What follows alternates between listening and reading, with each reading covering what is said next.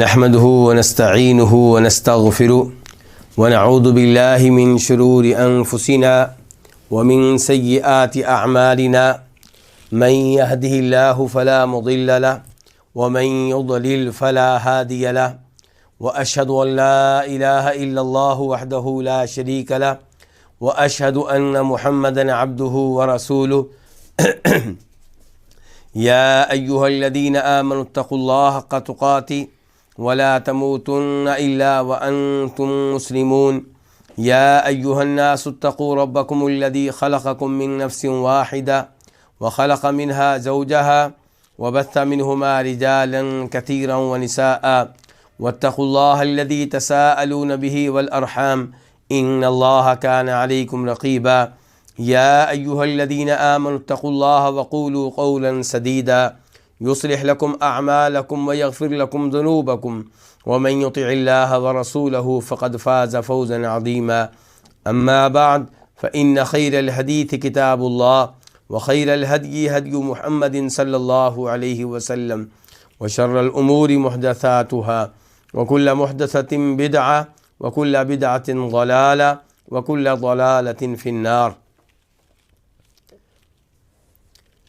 حدیث جابر نبی کریم صلی اللہ علیہ وسلم کے حج کی تفصیلات پہ مشتمل احادیث میں سے سب سے عظیم حدیث ہے، اور اس حدیث کا بہت سے علماء کرام نے اہتمام کیا، اس کو اہمیت دی، اس کو جمع کیا گیا، اس کی شرح کی گئی اور اسے دروس کی شکل میں لوگوں تک پہنچایا گیا۔ اور اس کتاب میں بھی حدیث جابر کافی تفصیل کے ساتھ موجود ہے، لیکن اس کتاب میں حدیث جابر کے تعلق سے صرف وہ تفصیلات ہیں جو مسلم شریف میں آئی ہیں۔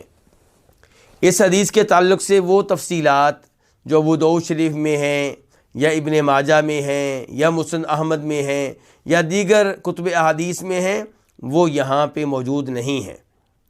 لیکن شیخ البانی رحمہ اللہ نے اس حدیث کو ایک کتاب میں جمع کیا اور اس انداز سے جمع کیا کہ اس کی تمام تر تفصیلات تمام تر کتب سے لیں اور پھر اس انداز سے بیان کیا کہ پڑھنے والے کو یوں لگے کہ ایک ہی آدمی یہ سارا واقعہ بیان کر رہا ہے اور واقعی بیان کرنے والے ایک ہی صاحب ہیں، اور وہ ہیں جناب جابر رضی اللہ تعالی عنہما۔ تو اس حدیث کے دو حصے ہم پہلے بیان کر چکے ہیں، آج تیسرا حصہ ہے۔ اور گزشتہ درس میں جب گفتگو کا اختتام ہوا تھا تب ہم نبی علیہ الصلوۃ والسلام کا وہ خطبہ بیان کر رہے تھے جو آپ نے میدان عرفات میں لوگوں کے سامنے بیان کیا تھا، پیش کیا تھا، اور اس خطبہ کی بہت زیادہ اہمیت ہے۔ اس کو خطبہ حجۃ الوداع کہا جاتا ہے۔ یہ خطبہ بھی الگ سے کئی علماء کرام نے لکھا، اس کی وضاحت کی اور لوگوں کے سامنے آسان انداز سے رکھا۔ تو اس خطبے کے آخری الفاظ ہیں کہ نبی کریم صلی اللہ علیہ وسلم ارشاد فرما رہے ہیں، وَقَدْ تَرَكْتُ فِيكُمْ مَا لَن تَضِلُّوا بَعْدَ إِنِ اعْتَصَمْتُمْ بِهِ كِتَابُ اللَّهِ وَأَنْتُمْ تُسْأَلُونَ عَنِّي فَمَا أَنْتُمْ قَائِلُونَ۔ یہ بتا دوں یاد دہانی کے طور پہ کہ اس خطبے کے آغاز میں نبی علیہ الصلوۃ والسلام نے یہ وعدے کیا تھا کہ ہر انسان کا، ہر مسلمان کا خون محترم ہے، کسی کو قتل کرنا، کسی کو زخمی کرنا اس کی اجازت نہیں ہے، اور ہر ایک کا مال بھی محترم اور مقدس ہے، کسی کے مال پہ قبضہ کرنے کی اجازت نہیں ہے۔ دوسرے نمبر پہ آپ نے کہا تھا کہ زمانہ جاہلیت کی تمام رسمیں اور تمام رواج انہیں میں اپنے پاؤں تلے روند رہا ہوں، ان کو ختم کرنے کا اعلان کر رہا ہوں۔ تیسرے نمبر پہ آپ نے فرمایا تھا کہ اگر کوئی زمانہ جاہلیت میں قتل ہوا ہے تو اس کا خون معاف کیا جا رہا ہے، اس کی بنیاد پہ اب قتل و غارت کی اجازت نہیں ہوگی۔ چنانچہ آپ نے سب سے پہلے اپنے ہی خاندان کا ایک خون معاف کیا، اور وہ تھا ربیعہ بن حارث بن عبد المطلب کے بیٹے کا۔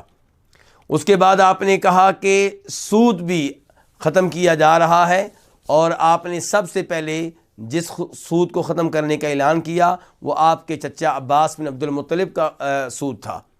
تو جس نے جناب عباس کا سود ادا کرنا تھا اس سے کہا گیا کہ اصل مال واپس کر دو، اصل قرض جو تم نے لیا تھا واپس کر دو، اور سود کا تم سے کوئی مطالبہ نہیں کیا جائے گا اور نہ ہی تم سے وصول کیا جائے گا. اس کے بعد آپ نے عورتوں کے حقوق بیان کیے اور آپ نے وعدے کیا کہ عورتوں کے حقوق مردوں کے ذمے کیا ہیں اور مردوں کے حقوق عورتوں کے ذمے کیا ہیں. آپ نے مردوں کو مخاطب کر کے کہا کہ عورتوں کے معاملے میں اللہ سے ڈرتے رہنا. اس کے بعد آپ ارشاد فرماتے ہیں، اور یہاں سے ہمارا آج کا درس شروع ہو رہا ہے، وَقَدْ تَرَكْتُ فِيكُمْ مَا لَن تَضِلُّوا بَعْدَ إِنِ اعْتَصَمْتُمْ بِهِ کتاب اللہ. یقیناً میں تم میں چھوڑے جا رہا ہوں ما وہ چیز لن تضلوا بعدہ جس کے بعد تم ہرگز گمراہ نہیں ہوگے.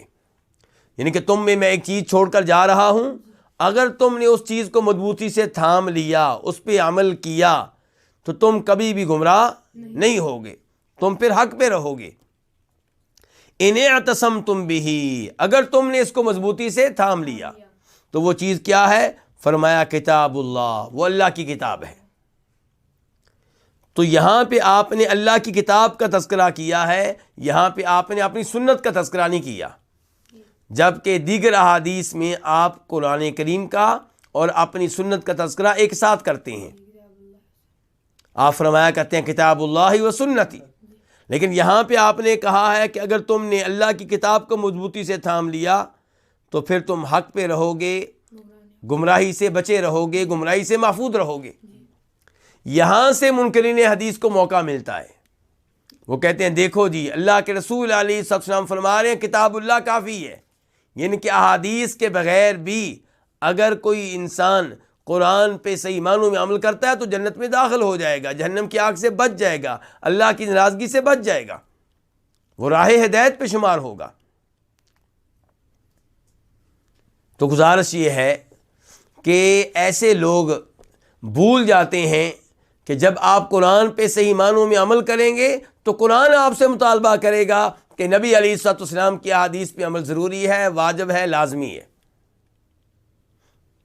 اسی لیے مشہور و معروف واقعہ ہے جو صحیح سند سے ثابت ہے، جو عبداللہ بن مسعود رضی اللہ تعالیٰ عنہ اور ایک خاتون کے مابین پیش آیا تھا. عبداللہ بن مسعود نے یہ کہا تھا کہ اللہ کی لعنت ہے ان عورتوں پہ جو کیا کرتی ہیں، جو اپنی بھویں بنواتی ہیں. یہ بال جو ہیں یہ بنواتی ہیں، انہیں کاٹتی ہیں یا انہیں مونڈتی ہیں، اس قسم کی جو حرکت کرتی ہیں ان پہ اللہ کی لعنت ہے. تو ایک خاتون پہنچ گئیں اور کہنے لگی میں نے اللہ کا کلام، اللہ کی یہ کتاب اول و آخر پڑھی ہے، مجھے اس قرآن میں کوئی ایسی آیت نہیں ملی، کوئی ایسا جملہ نہیں ملا جس میں اللہ تعالیٰ ان عورتوں پہ لعنت کر رہے ہوں جو اپنی بھویں بناتی ہیں، اپنی بھووں کے بال کاٹتی ہیں. تو آپ کیسے ان پہ لعنت کر رہے ہیں؟ تو عبداللہ بن مسعود فرمانے لگے اگر تو نے اللہ کی کتاب کو توجہ سے پڑھا ہوتا، دھیان سے پڑھا ہوتا تو تجھے یہ حکم قرآن میں مل جاتا.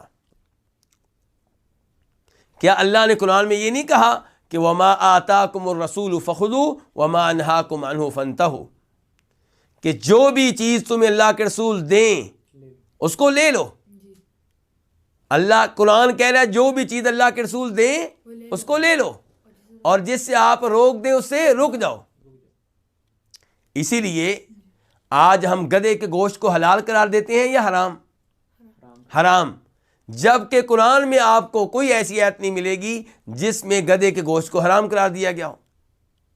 تو کس نے حرام قرار دیا ہے؟ نبی صلی اللہ علیہ وسلم نے. تو نبی علیہ السلام کی احادیث قرآن کی طرح ہیں، تلاوت کے لحاظ سے نہیں.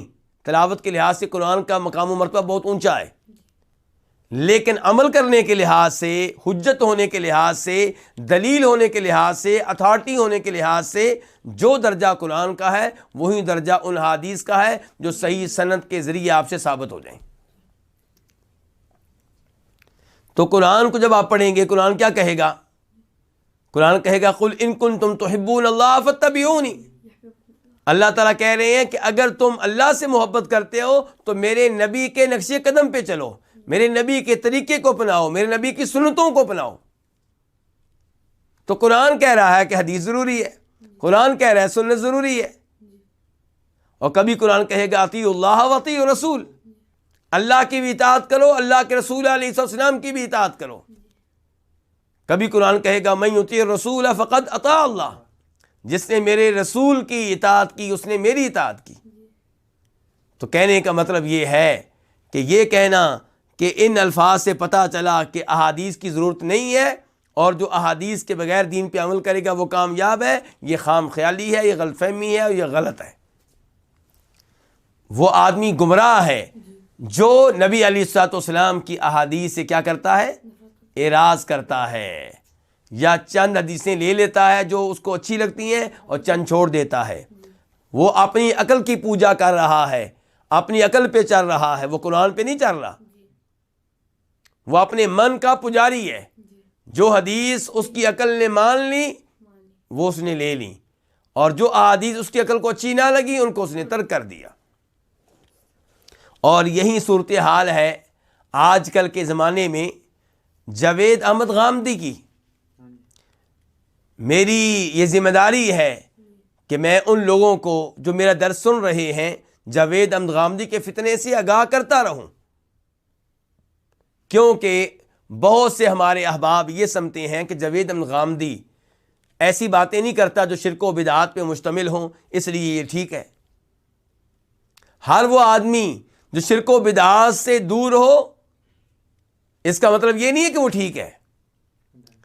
جاوید احمد غامدی اگر وہ قبر پرستی کی طرف لے کر نہیں جاتا، لوگوں کو بدعات کی طرف نہیں لے کر جاتا، اچھی بات ہے، لیکن نبی علیہ السلام کی حدیث کا انکار یہ کیا ہے؟ یہ کفر کے مترادف ہے۔ ہم جاوید احمد غامدی کو کافر نہیں کہہ رہے، یہ پہلے سے واضح کر دوں، کیونکہ جب آپ ایک آدمی کو نام لے کے کافر قرار دیں گے اس کے لیے بہت سی شرائط کا پایا جانا ضروری ہے، بہت سے موانع کا خیال رکھنا پڑتا ہے۔ تو اس لیے ہم نام لے کر کسی انسان کو کافر قرار نہیں دے رہے، ہم کہہ رہے ہیں کہ اس کے جو نظریات ہیں، اس کے جو افکار ہیں، ان میں کیا پایا جاتا ہے؟ آپ کی بہت ساری احادیث کا انکار، اور آپ کی احادیث کا انکار یہ کفر کے مترادف ہے، یہ نبی علیہ السلام کی رسالت کا انکار ہے، یہ آپ کی نبوت کا انکار ہے۔ تو جب آپ نے کہہ دیا کہ تم میں ایک چیز چھوڑے جا رہا ہوں، اگر تم نے اس کو مضبوطی سے تھام لیا تو گمراہی سے محفوظ رہو گے، اور وہ اللہ کی کتاب ہے، اس کا مطلب یہ ہے کہ کتاب میں احادیث بھی ہیں۔ اللہ کی کتاب جو ہے وہ کیا بتائے گی کہ نبی کی احادیث پہ بھی عمل کرنا ضروری ہے صلی اللہ علیہ وسلم۔ اس کے بعد آپ نے فرمایا وَأَنْتُمْ تُسْأَلُونَ عَنِّي، اور تم لوگوں سے میرے بارے میں سوال کیا جائے گا، ان کے روز قیامت تم لوگوں سے میرے بارے میں سوال ہوگا کہ کیا تمہارے پاس محمد نام کے کوئی رسول آئے تھے، نبی آئے تھے صلی اللہ علیہ وسلم، کیا انہوں نے ہمارا دین پہنچایا؟ تو یہ وَأَنْتُمْ تُسْأَلُونَ عَنِّي، اور تم سے میرے بارے میں سوال ہوگا، فَمَا أَنْتُمْ قَائِلُونَ، تو تم کیا کہو گے؟ جب تم سے میرے بارے میں سوال ہوگا تم کیا کہو گے، تمہارا جواب کیا ہوگا؟ قالوا، انہوں نے کہا، کنہوں نے؟ حاضرین نے، صحابہ کرام نے جو میدان عرفات میں موجود تھے، ان لوگوں نے کہا نشہد، ہم گواہی دیتے ہیں، انک قد بلغت، کہ تحقیق آپ نے، یقیناً آپ نے اللہ کا پیغام، اللہ کا دین پہنچا دیا۔ بلغا کا معنی کیا ہوتا ہے؟ پہنچا دیا، اسی سے لفظ کیا ہوتا ہے؟ تبلیغ، پہنچانا۔ جب ہم کہتے ہیں کہ وہ آدمی تبلیغ کرتا ہے، یعنی کہ وہ اللہ کا دین لوگوں تک پہنچاتا ہے، اور یہیں سے اللہ تعالیٰ فرماتے ہیں قرآن حکیم میں یا ایھا الرسول بلغ ما انزل الیک من ربک، اے رسول آپ پہنچا دیں وہ جو آپ پہ آپ کے رب کی طرف سے نازل ہوا ہے۔ تو تبلیغ کے لیے بہترین کتاب پھر کون سی ہے؟ قرآن اور نبی علیہ السلام کی احادیث۔ لیکن ہمارا مسئلہ یہ ہے کہ دعوت و تبلیغ کا کام کرنے والے کئی لوگ قرآن و حدیث کو ترک کر کے اپنے اپنے بزرگوں کی کتابوں کی طرف لوگوں کو بلا رہے ہوتے ہیں۔ اب آپ کے بزرگ تو اچھے ہوں گے، ہم نہیں کہتے کہ برے ہیں، لیکن بزرگ معصوم نہیں ہیں، وہ نبی نہیں ہیں، اس لیے ان کی کتاب میں اگر 10 باتیں اچھی ہیں تو 5 غلط ہوتی ہیں، اگر 70-80 ہیں تو 30 غلط ہوتی ہیں، تو اس سے پھر مسائل کھڑے ہوتے ہیں۔ اس لیے تبلیغ کے لیے بہترین کتاب کیا ہے؟ اللہ کا قرآن اور نبی علیہ الصلوۃ والسلام سے ثابت شدہ احادیث، ان کے ذریعے لوگوں کو دعوت دی جائے۔ اور لوگ جس قدر اثر اللہ کا قبول کرتے ہیں اور اللہ کے رسول علیہ السلام کا قبول کرتے ہیں، اس قدر میرا اور آپ کا کہاں قبول کریں گے؟ تو یہ غلط فہمی ہے کہ شاید میرے بزرگوں کی کلام میں زیادہ تاثیر ہے، اللہ کے کلام میں سب سے بڑھ کر تاثیر ہے، اور نبی علیہ السلام کی احادیث میں سب سے بڑھ کر تاثیر ہے۔ آپ کی احادیث اس انسان کی احادیث ہیں جو کہا کرتے تھے اعطیت جوامع الکلم، اللہ نے مجھے صلاحیت دی ہے کہ میں چند الفاظ کہتا ہوں لیکن ان کا معنی و مفہوم بہت وسیع ہوتا ہے۔ تو یہاں پہ آپ کہہ رہے ہیں صحابہ کرام کیا کہہ رہے ہیں؟ گواہی دے رہے ہیں آپ کے حق میں، نشہد انک قد بلغت، ہم گواہی دیتے ہیں کہ یقیناً آپ نے اللہ کا پیغام پہنچا دیا، وادیت، اور آپ نے اپنا فرض پوری طرح ادا کر دیا، ونصحت، اور آپ نے اپنی امت کی خیر خواہی کا حق ادا کر دیا۔ فقال باصبعہ السبابہ، تو نبی علیہ الصلوۃ والسلام نے اپنی انگشت شہادت والی انگلی، وہ کون سی ہوتی ہے؟ یہ والی، تو یہ جو ہے اس انگلی سے اشارہ کیا۔ ویسے یہاں پہ لفظ کیا بولا گیا؟ السبابہ، سبابہ کہتے ہیں یعنی کہ برا بلا کہنے والی، وہ انگلی جس کے ذریعے آپ لوگوں کو کیا کہتے ہیں؟ برا بلا کہتے ہیں، جس کے ذریعے آپ لوگوں کو گالیاں دیتے ہیں۔ تو جو فاسق و فاجر لوگ ہوتے ہیں وہ اس انگلی کو استعمال کرتے ہیں گالیاں دینے کے لیے، لعنتیں بھیجنے کے لیے، جبکہ مسلمان اس انگلی کو استعمال کرتے ہیں اللہ کی شہادت کی گواہی دینے کے لیے کہ اللہ کے علاوہ کوئی معبود برحق نہیں ہے۔ اس لیے ہم اس کو کیا کہتے ہیں؟ انگشت شہادت والی انگلی۔ تو آپ نے اپنی شہادت والی انگلی سے اشارہ کیا، یرفعها، اس حال میں کہ آپ اس انگلی کو بلند کرتے تھے، الی السماء، آسمانوں کی طرف، وینکتها الی الناس، اور پھر اسے لوگوں کی طرف پھیرتے تھے، اسے لوگوں کی طرف پھیرتے تھے، اس کا رخ لوگوں کی طرف کرتے تھے، یعنی کہ آپ انگلی آسمان کی طرف بھی کرتے اور لوگوں کی طرف بھی کرتے۔ کیوں جی؟ آپ کہتے یہ انگلی کو اوپر اور نیچے کرتے ہوئے آپ کہتے اللہم اشہد، اے اللہ گواہ ہو جا، یعنی کہ اوپر کرتے اے اللہ گواہ ہو جا، اللہم اشہد، اے اللہ گواہ ہو جا، 2 مرتبہ آپ نے کہا، بلکہ 3 مرات، یہ آپ نے کتنی بار کہا ہے؟ 3 بار آپ نے کہا۔ 3 بار آپ نے اپنی انگلی کو اوپر کیا، نیچے کیا، اور زبان سے کیا کہہ رہے ہیں؟ اللہم اشہد، اے اللہ گواہ ہو جا کہ یہ لوگ میرے حق میں گواہی دے رہے ہیں، یا اللہ یہ لوگ میرے حق میں گواہی دے رہے ہیں کہ میں نے تیرا دین پہنچا دیا ہے۔ اچھا، اس سے بھی پتہ چلا کہ عبادت کے نام پہ، محبت کے نام پہ، اللہ کے قرب کے نام پہ دین میں نئی چیز داخل کرنا جرم ہے، کیونکہ نبی علیہ الصلوۃ والسلام یہ کہہ رہے ہیں کہ میں نے اللہ کا دین سارا پہنچا دیا ہے، اور اللہ تعالیٰ نے بھی اسی دن یوم عرفات میں اسی موقع پہ آیت نازل کی تھی نا، یوم اکملت لکم دینکم، کہ میں نے تمہارے لیے تمہارا دین مکمل کر دیا ہے۔ اب اس کامل و مکمل دین میں نئی چیزوں کو داخل کرنا یہ درست نہیں ہے۔ اللہ نے کامل دین اتار دیا اور نبی علیہ السلام نے کامل دین پہنچا دیا۔ ثم اذن، اب گفتگو ہونے لگی ہے ان 2 نمازوں کے بارے میں جو میدان عرفات میں ادا کی گئیں، اور پھر گفتگو ہوگی وقوف کے بارے میں۔ تو جناب جابر کہتے ہیں، کیونکہ یہ حدیث کس کی ہے؟ جناب جابر کی بیان کردہ، تو کہتے ہیں ثم اذن، پھر اذان، آپ نے اذان کہلوائی۔ کس نے؟ نبی صلی اللہ علیہ وسلم نے اذان کہلوائی، اور دیگر روایات سے پتہ چلتا ہے کہ وہ اذان دینے والے جناب بلال ہی تھے۔ اس حدیث کی دیگر روایات، ان کے مسلم شریف میں تو یہ نہیں آیا کہ اذان آپ نے کہلوائی تو کس کی ڈیوٹی آپ نے لگائی تھی، لیکن اسی حدیث کی وہ روایات جو مسلم شریف کے علاوہ دیگر کتب حدیث میں موجود ہیں، وہاں سے پتہ چلتا ہے کہ اذان دینے والے کون تھے؟ جناب بلال۔ ثم اذن، پھر آپ نے اذان کہلوائی، ثم اقام، پھر آپ نے اقامت کہلوائی، فصلی الظہر، تو آپ نے لوگوں کو ظہر کی نماز پڑھائی. کتنی رکعتیں پڑھائی تھیں؟ 2. ثم اقام، پھر آپ نے اقامت کہلوائی. فصلی العصر، تو آپ نے کون سی نماز پڑھائی؟ عصر کی نماز پڑھائی. ولم یصلی بینہما شیئا، اور ان 2 نمازوں کے مابین آپ نے کچھ بھی نماز ادا نہیں کی. یعنی کہ ظہر عصر کے مابین آپ نے سنتیں یا نوافل وغیرہ ادا نہیں کیے. اچھا، یہاں سے پتہ چلا کہ میدان عرفات میں ظہر اور عصر کی نماز کو جمع کیا جائے گا. کیا کیا جائے گا؟ جمع کیا جائے گا. افسوس سے کہنا پڑتا ہے کہ پاک و ہند کے کئی لوگ، اردو سپیکنگ کئی لوگ ان 2 نمازوں کو جمع نہیں کرتے. ظہر کو ظہر کے ٹائم پڑھتے ہیں، عصر کو عصر کے ٹائم پڑھتے ہیں، بلکہ کئی ایسے خیمے ہوتے ہیں جن خیموں میں وہاں میدان عرفات میں صرف اردو بولنے والے لوگ ہوتے ہیں. تو یہ لوگ جو ہیں ظہر کی نماز ظہر کے ٹائم پڑھتے ہیں، عصر کی عصر کے وقت، جبکہ نبی علیہ السلام نے 2 نمازوں کو کیا کیا تھا؟ جمع کیا تھا. بلکہ امام ابو حنیفہ رحمہ اللہ کا بھی یہی مذہب ہے کہ ان 2 نمازوں کو کیا کیا جائے گا؟ جمع کیا جائے گا. ان 2 نمازوں کو کیا کیا جائے گا؟ جمع کیا جائے گا. اچھا، اب یہاں پہ سوال پیدا ہوتا ہے کہ یہ 2 نمازیں کیوں جمع کی جا رہی ہیں؟ کیا سفر ہے؟ امام نووی رحمہ اللہ بیان کرتے ہیں، جو فقہ شافعی سے تعلق رکھتے ہیں، جنہوں نے مسلم شریف کی شرح لکھی ہے.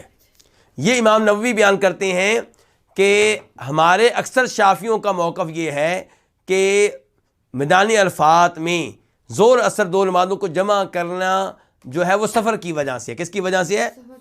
اس کا مطلب کیا ہوگا کہ وہ حاجی جو مکہ کے ہیں وہ جمع نہیں کریں گے. جبکہ امام ابو حنیفہ، یہ امام نووی کہہ رہے ہیں کہ امام ابو حنیفہ رحمہ اللہ کا موقف یہ ہے کہ وہاں پہ جمع کرنا اس لیے ہے کہ آپ حج میں ہیں. تو گویا کہ جو بھی حاجی ہے میدان عرفات میں وہ کیا کرے گا؟ نمازیں جمع کرے گا. لیکن میدان عرفات میں وہ لوگ جو حج کے بغیر موجود ہوں گے، مثال کے طور پہ فوج کے لوگ، پولیس کے لوگ اور دیگر انتظامیہ کے لوگ، یا وہ لوگ جو وہاں پہ کھانا بیچنے کے لیے آئے ہیں یا کھانا حاجیوں میں تقسیم کرنے کے لیے آئے ہیں، تو یہ لوگ نماز جمع نہیں کریں گے اگر وہ مکہ سے ہیں، اگر وہ مسافر نہیں ہیں. کیونکہ اور حج کی وجہ سے تو جمع کر نہیں سکتے، کیونکہ وہ حج نہیں کر رہے، وہ حج نہیں کر رہے. تو یہ جو موقف اگر آپ اپنائیں گے کہ میدان عرفات میں 2 نمازیں اس لیے جمع کی جاتی ہیں کہ آپ حج کر رہے ہیں، تو پھر مکہ کے لوگ بھی کیا کریں گے؟ جمع کریں گے. مکہ کے لوگ بھی کیا کریں گے؟ جمع کریں گے. اور صحیح بات یہی ہے. کون سی؟ کہ میدان عرفات میں یا مزدلفہ میں 2 نمازیں جمع کی جاتی ہیں تو اس کی وجہ حج ہے، نہ کہ سفر. اگر اس کی وجہ سفر ہو تو نبی علیہ السلام حج کے دوران کہتے مکہ کے حاجیوں سے کہ بھئی ہم تو مسافر ہیں، تم لوگ مسافر نہیں ہو، تم نماز پوری ادا کرو. اور اس کے ساتھ ساتھ میں یہ بھی بتا دوں کہ جناب عمر فاروق اپنے زمانے میں مکہ میں آتے اور نماز پڑھاتے قصر، اور پھر لوگوں سے کہتے مکہ والو ہم تو مسافر ہیں، تم اپنی نماز پوری کرو. لیکن مینا میں یا مزدلفہ میں یا عرفات میں انہوں نے ایسا کبھی کوئی اعلان نہیں کیا. مکہ میں اعلان ایسا کرتے تھے، لیکن مینا، مزدلفہ، عرفات میں ایسا اعلان نہیں کرتے تھے کہ اے مکہ کے حاجیو تم اپنی نماز پوری کر لو. تو کہنے کا مقصد یہ ہے کہ میدان عرفات میں 2 نمازیں جمع کیوں کی جاتی ہیں؟ حج کی وجہ سے. مزدلفہ میں مغرب عشاء کی نمازیں کیوں جمع کی جائے گی؟ حج کی وجہ سے. مینا میں نمازیں قصر کیوں کی جائیں گی؟ حج کی وجہ سے.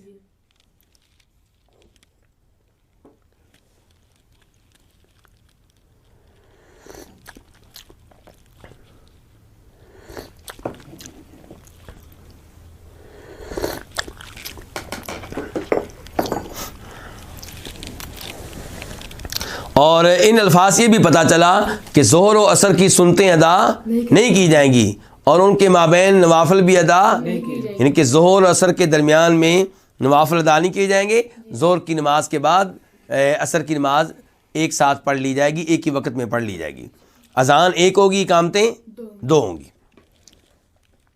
ثم رکب رسول اللہ صلی اللہ علیہ وسلم، پھر نبی علیہ السلام سوار ہوئے. کس پہ؟ اپنی اونٹنی قصوہ پہ. پھر آپ سوار ہوئے حتیٰ اتی الموقف، یہاں تک کہ آپ وقوف کے مقام پہ آئے. کس کے مقام پہ؟ وقوف کسے کہتے ہیں؟ پہلی بات تو یہ ہے، پہلا سوال میرا یہ، وقوف کسے کہتے ہیں؟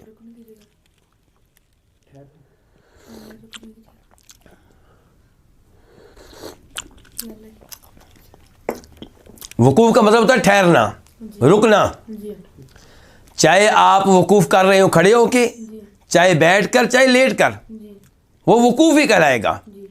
تو میدان عرفات میں حاجی لوگ کیوں آتے ہیں؟ وقوف کرنے کے لیے، یعنی کہ وہاں پہ ٹھہرتے ہیں، دعائیں کرتے ہیں، اللہ سے توبہ استغفار کرتے ہیں. تو یہ ہے، اس کو کیا کہتے ہیں؟ وقوف. تو آپ آئے الموقف، وقوف کے مقام پہ، یعنی کہ پہلے آپ کہاں تھے؟ میں نے گزشتہ درس میں واضح کیا تھا کہ جب آپ نے خطبہ دیا تھا تب آپ میدان عرفات میں نہیں تھے، اور میں نے یہ بھی بتایا تھا کہ میدان عرفات میں جو بڑی مسجد ہے، مسجد نمرہ،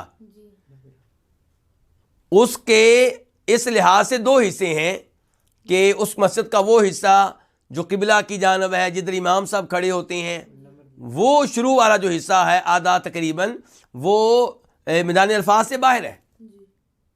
اسی لیے مسجد کو مسجد عرفات نہیں کہتے، مسجد نمرہ کہتے ہیں. اور اس مسجد کا وہ حصہ جو پچھلا ہے، تو وہ کیا ہے؟ وہ میدان عرفات میں شامل ہے، داخل ہے. تو آج بھی امام صاحب یعنی کہ حج میں جب خطبہ دیتے ہیں آج بھی، تو وہ میدان عرفات میں نہیں ہوتے. تو نبی علیہ الصلوۃ والسلام جب خطبہ دیا تھا میدان عرفات میں نہیں تھے، اسی لیے بتایا جا رہا حتیٰ اتی الموقف، کہ خطبہ دینے کے بعد آپ سوار ہوئے اور پھر آپ کہاں آئے؟ وقوف کے مقام پہ آئے، میدان عرفات میں پہنچ گئے، جہاں پہ آپ نے وقوف کرنا تھا وہاں پہنچے آپ.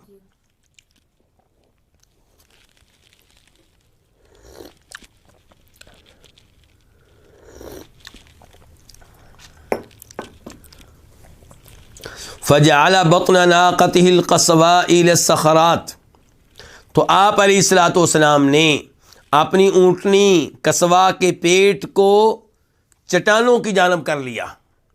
کس کی جانب کر لیا؟ چٹانوں کی.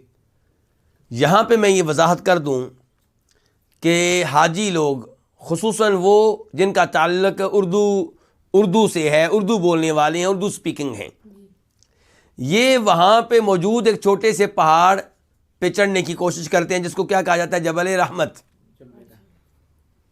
جبل رحمت کے اوپر چڑھنے کی کوشش کرتے ہیں، اور اس کے بارے میں عجیب و غریب لوگوں میں کہانیاں اور باتیں جو ہیں وہ مشہور ہیں، پھیلی ہوئی ہیں، پھیلا دی گئی ہیں. جبکہ نبی علیہ الصلوۃ والسلام جبل رحمت پہ نہیں چڑھے. جبل رحمت کے قریب چٹانیں تھیں، آپ اپنی اونٹنی کو لے کر وہاں پہ آئے، اور وہاں پہ آپ وقوف کرتے رہے، دعائیں کرتے رہے، اور اذکار پڑھتے رہے. آپ جبل رحمت پہ چڑھے نہیں ہیں. تو آج حاجیوں کا جبل رحمت پہ چڑھنے کی کوشش کرنا یہ ایک تکلف ہے، اور اس وجہ سے وہ کرتے کیا ہیں؟ لوگوں کو دھکے دیتے ہیں، اپنا قیمتی ترین وقت ضائع کرتے ہیں. یوم عرفات حاجی کا قیمتی ترین دن ہے، اللہ کو منانے کا دن، اللہ سے معافیاں مانگنے کا دن، اللہ سے توبہ کرنے کا دن، استغفار کا دن، اللہ کے سامنے آنسو بہانے کا دن، اللہ سے بخشش لینے اور جہنم کی آگ سے آزادی کا پروانہ لینے کا دن. لیکن افسوس ہے کہ ہمارے یہ حاجی یہ وقت ضائع کر دیتے ہیں. کس چیز میں؟ جبل رحمت کی طرف جانے میں. اب ظاہر راستے میں رش ہوتا ہے، پھر پہنچنے میں، اور پھر پہنچنے کے بعد چڑھنے میں، چڑھنے کے بعد اترنے میں، اور اسی میں سارا ان کا قیمتی وقت ضائع ہو جاتا ہے. جبکہ نبی علیہ السلام اس پہاڑ پہ چڑھے نہیں ہیں. تو آپ نے اپنی اونٹنی کے پیٹ کو اور پہلو کو صخرات کی طرف کر لیا، چٹانوں کی طرف کر لیا. یہ جبل رحمت کے قریب میں ہیں یہ چٹانیں.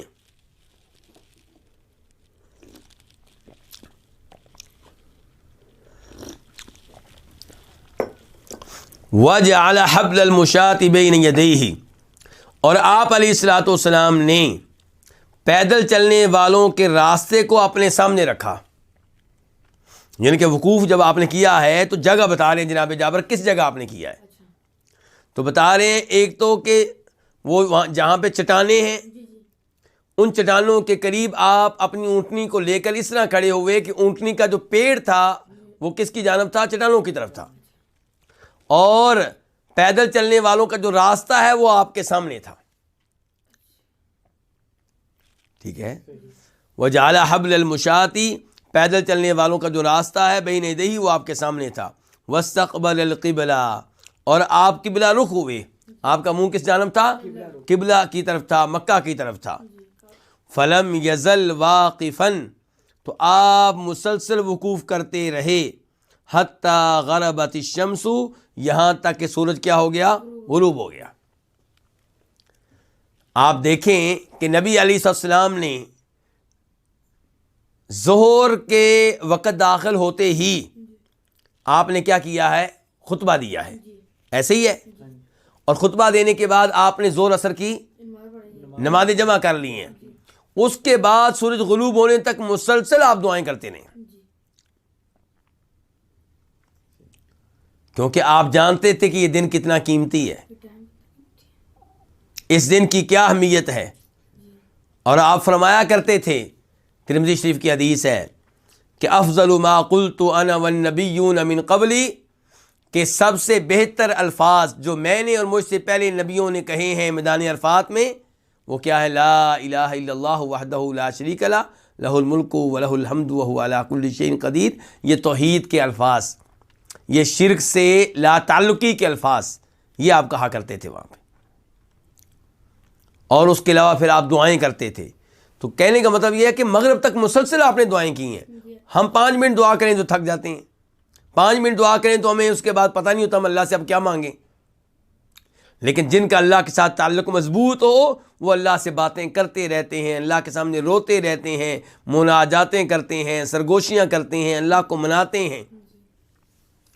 تو آپ فلم یزل واقفا حتی غربت الشمس، آپ وقوف کرتے رہے یہاں تک کہ سورج کیا ہو گیا؟ غروب ہو گیا.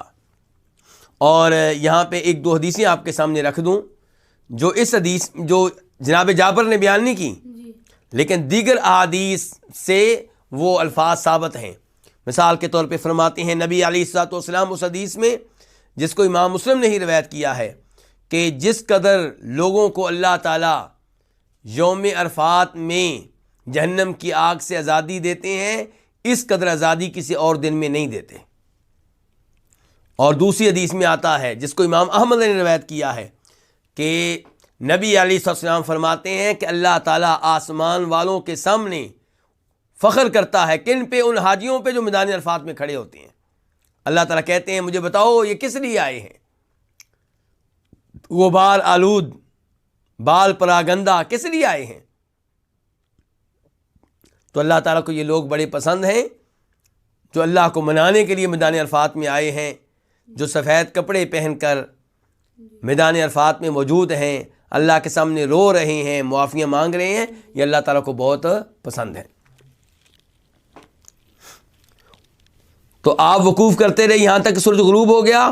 وَذَهَبَتِ الصُّفْرَةُ قَلِيلًا، اور تھوڑی سی زردی بھی چلی گئی. جی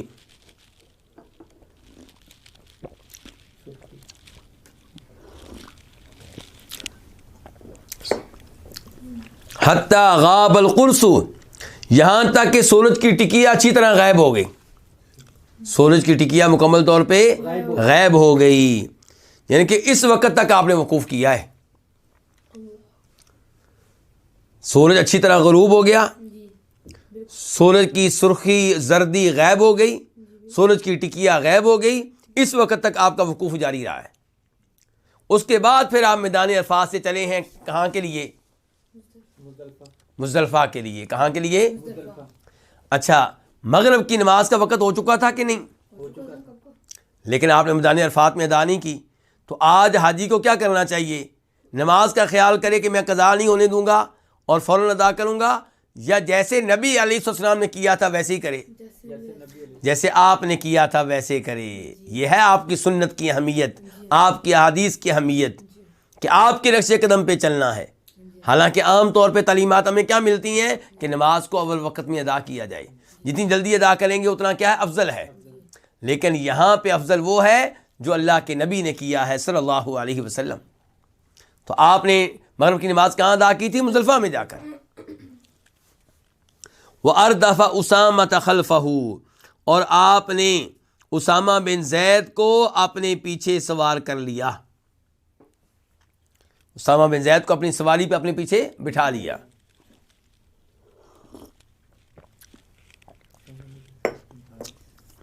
جی، اسامہ بن زید بن حارثہ. اس سے آپ اندازہ لگا سکتے ہیں کہ آپ کو اسامہ بن زید سے کتنی محبت تھی، اور ان کے والد صاحب سے بھی بڑی محبت تھی. ان کے والد صاحب وہی ہیں نا جن کو آپ نے اپنا منہ بولا بیٹا قرار دیا ہوا تھا. کیا نام رکھا تھا؟ زید بن محمد. وہ تو اللہ نے کہا کہ ادعوہم لآبائہم اقسط عند اللہ. جن کو تم نے منہ بولا بیٹا قرار دیا ہے وہ تمہارے بیٹے نہیں ہیں، ان کی نسبت ان کے حقیقی باپ کی طرف کرو. تو پھر دوبارہ نام کیا پڑا؟ زید بن حارثہ. اور یہاں سے پتہ چلا کہ اللہ نے جو شریعت نازل کی ہے وہ جیسے عام امتی کے لیے ایسے ہی وہ نبی کے لیے بھی ہے صلی اللہ علیہ وسلم. البتہ چند امور میں اللہ تعالیٰ نے اپنے نبی کو خصوصیت دی ہے، استثناء دیا ہے، اور ان امور میں جو آپ کو استثناء ملا ہے اس پہ ہمارا ایمان ہے. ودافع رسول اللہ صلی اللہ علیہ وسلم وقد شنق للقصواء الزمام حتی ان رأسها لیصیب مورک رحلہ. اور نبی علیہ الصلوۃ والسلام عرفات سے نکلے. اب بیان ہو رہا ہے عرفات سے نکلنے کا مزدلفہ کی طرف. تو آپ نکلے وقد شنق للقصواء الزمام، اس حال میں کہ آپ نے قصوہ اونٹنی کی مہار کو کھینچ رکھا تھا. کیا مطلب؟ اسے کھینچا ہوا تھا، یعنی کہ اس کو مجبور کر رہے تھے آپ کہ وہ آہستہ آہستہ چلے، تیز نہ چلے. تو عرفات سے مزدلفہ تک نبی علیہ السلام کا سفر کیا تھا؟ سکون کے ساتھ، اطمینان کے ساتھ، تاکہ کسی آدمی کو تکلیف نہ پہنچے، اونٹنی کسی اور کے اوپر چڑھ نہ جائے، لوگوں کو بھاگنا نہ پڑے، لوگ آرام سے جائیں. تو کیا کہہ رہے ہیں کہ جناب جابر کہہ رہے ہیں کہ نبی علیہ السلام میدان عرفات سے نکلے اس حال میں کہ آپ نے قصوہ اونٹنی کی مہار کو کھینچ رکھا تھا. حتیٰ ان رأسها لیصیب مورک رحلہ، حتیٰ کہ اس اونٹنی کا سر لگ رہا تھا آپ کے کجاوے کی اگلی لکڑی کو. آپ کے پالان جانتے ہیں نا، وہ لکڑی سی جو رکھی جاتی ہے اونٹنی کے اوپر تاکہ اس کے اوپر بیٹھنے والا بیٹھ سکے. تو یہ جو لکڑی ہے اس کی جو اس لکڑی کو، یہ لکڑی سے بنی ہوئی چیز کو کیا کہتے ہیں؟ پالان، یا کیا کہتے ہیں؟ کجاوا. تو اس پالان کی جو اگلی لکڑی ہے اس کو اونٹنی کا سر لگ رہا تھا، یعنی کہ مہار آپ نے اتنی کھینچ رکھی تھی تو اس کا سر پیچھے مڑ کے پالان کی لکڑی کو لگ رہا تھا.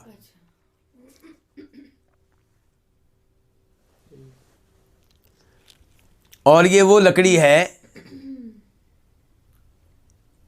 جس لکڑی کے اوپر کئی دفعہ وہ آدمی پاؤں اپنا رکھتا ہے جو اونٹ کے اوپر سوار ہوتا ہے. جب وہ تھک جاتا ہے پاؤں نیچے کر کے، اب وہ کئی دفعہ پاؤں اوپر کر لیتا ہے، تو یہ لکڑی اس کے سامنے آتی ہے. بلکہ وہاں پہ ایک چیز ہوتی ہے چمڑے کی بنی ہوئی، جیسے سرہانہ ہو نرم سی، اس کے اوپر وہ پاؤں رکھ لیتا ہے اپنا. جی، تو حتیٰ ان رأسہا، یہاں تک کہ اونٹنی کا سر لیصیب لگ رہا تھا مورک رحلہ، آپ کے کجاوے کی اگلی لکڑی کو. وَيَقُولُ بِيَدِهِ الْيُمْنَى، اور آپ اپنے دائیں ہاتھ سے اشارہ کرتے ہوئے فرما رہے تھے ایھا الناس السکینہ السکینہ، لوگو آرام سے چلو، سکون سے چلو، اطمینان سے چلو، یعنی کہ کسی کو تنگ نہ کرو، کسی کو تکلیف نہ دو، جلدی کی کوئی ضرورت نہیں ہے.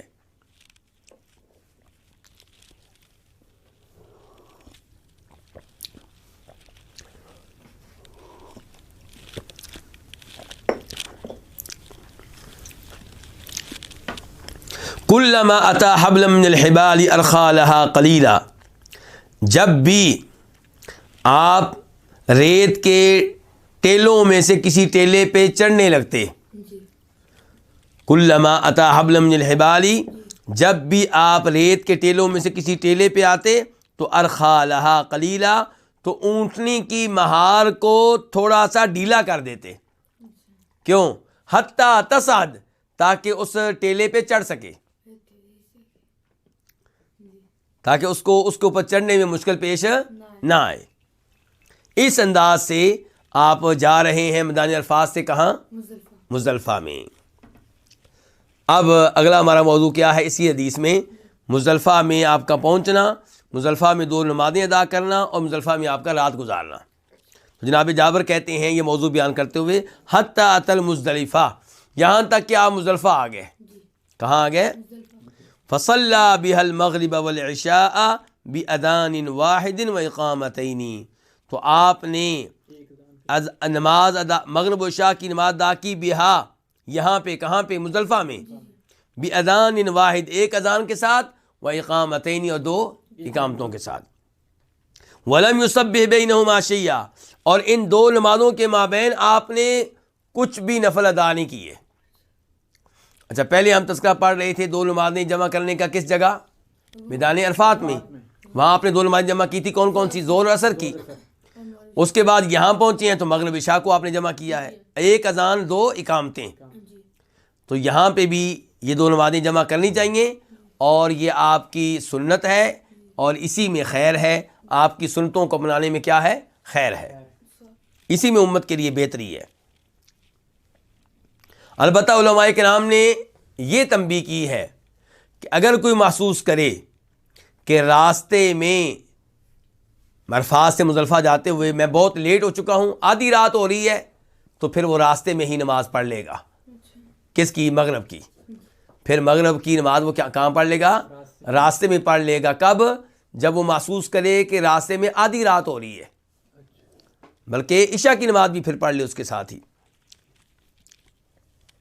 تو نبی علیہ الصلوۃ والسلام نے مغرب عشاء کی نماز پڑھی ہے مزدلفہ میں، اور ان کے مابین نوافل ادا نہیں کیے. تو آج اگر کوئی کہے جی میں نوافل ادا کروں گا، تو پھر وہ نبی علیہ السلام کے طریقے کو چھوڑ رہا ہے. اور ساری خیر، ساری فضیلت، سارا فائدہ کس میں ہے؟ آپ کے طریقے کو اپنانے میں، آپ کے طریقے کو اپنانے میں. ثم اضطجع رسول اللہ صلی اللہ علیہ وسلم حتی طلع الفجر، پھر نبی علیہ السلام لیٹ گئے یہاں تک کہ فجر طلوع ہو گئی. کون سی فجر؟ فجر صادق.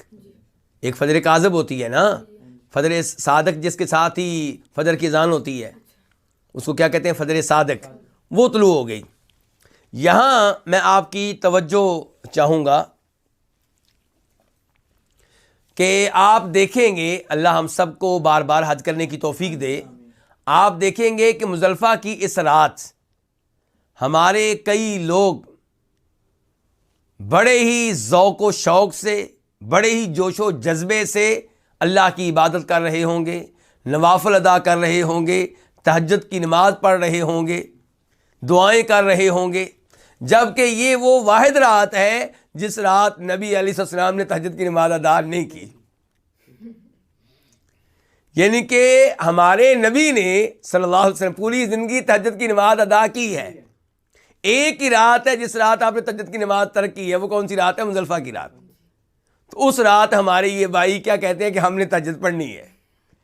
جو پوری زندگی تہجد نہیں پڑھتے، پورا سال تہجد نہیں پڑھتے، وہ پڑھنے پہ آتے ہیں تو کس رات پڑھتے ہیں؟ جس رات اللہ کے رسول صلی اللہ علیہ وسلم نے تہجد کی نماز ادا نہیں کی. اسی لیے امام ابن القیم کہتے ہیں کہ نبی علیہ الصلوۃ والسلام نے اس رات کو عبادت میں نہیں گزارا. آپ اس رات جاگتے نہیں رہے، بلکہ اس رات آپ نے کیا کیا؟ نیند پوری کی ہے. دیکھیں عرفات میں آپ نے اللہ کی عبادت میں وقت گزارا، گرمی میں گزارا، آپ زور سے لے کے مغرب تک اللہ کی عبادت کرتے رہے ہیں. پھر آپ وہاں سے مزدلفہ آئے ہیں اتنا لمبا سفر کر کے، اور پھر یہاں پہ آ کے آپ آرام نہیں کریں گے تو صبح پھر آپ نے بڑے بڑے امور سر انجام دینے ہیں. فرض کر لیں آپ استطاعت رکھتے ہیں آرام کیے بغیر اگلے دن کے امور سر انجام دینے کی، پھر بھی آپ کے لیے سنت کیا ہے کہ آپ نیند پوری کریں، جیسا کہ نبی علیہ السلام نے نیند پوری کی تھی. تو اس رات کو اللہ کی عبادت کی بجائے کس میں گزارنا ہے؟ نیند میں گزارنا ہے۔ کس میں گزارنا ہے؟ نیند میں گزارنا ہے۔ اس رات کو نیند میں گزارنا ہے، اور جب آپ نبی علیہ السلام کی اتباع میں اس رات کو نیند میں گزاریں گے تو وہ نیند آپ کے لیے کیا بن جائے گی؟ عبادت بن جائے گی۔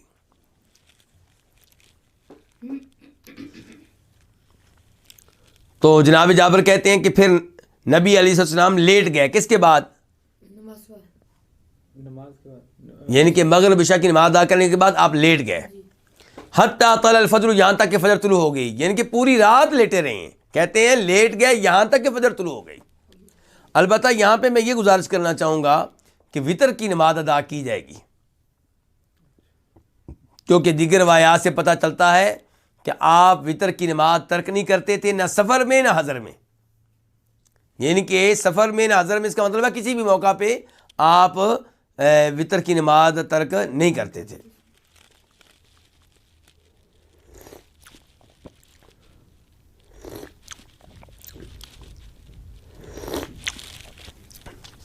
جناب جابر کہتے ہیں وصلی الفجر حین تبین له الصبح، آپ نے فجر کی نماز پڑھائی جب صبح اچھی طرح واضح ہو گئی، بِأَذَانٍ، ایک اذان کے ساتھ، وَإِقَامَةٍ، اور ایک اقامت کے ساتھ۔ تو یہاں سے کیا پتہ چلا کہ فجر کی نماز مزدلفہ میں آپ نے فجر طلوع ہونے سے پہلے ادا کی کہ بعد میں؟ فجر طلوع ہونے کے بعد ادا کی ہے، لیکن فجر طلوع ہونے کے بعد فوری طور پہ ادا کر لی ہے، مزید انتظار نہیں کیا۔ یہ مطلب ہے ان روایات کا، ان احادیث کا جن سے یوں لگتا ہے کہ شاید آپ نے اس دن اس رات فجر کی نماز وقت سے پہلے ادا کر لی تھی۔ نہیں نہیں نہیں نہیں، آپ نے فجر کی نماز وقت پہ ادا کی ہے، لیکن بہت جلدی ادا کی ہے، فجر طلوع ہوتے ہی ادا کر لی ہے۔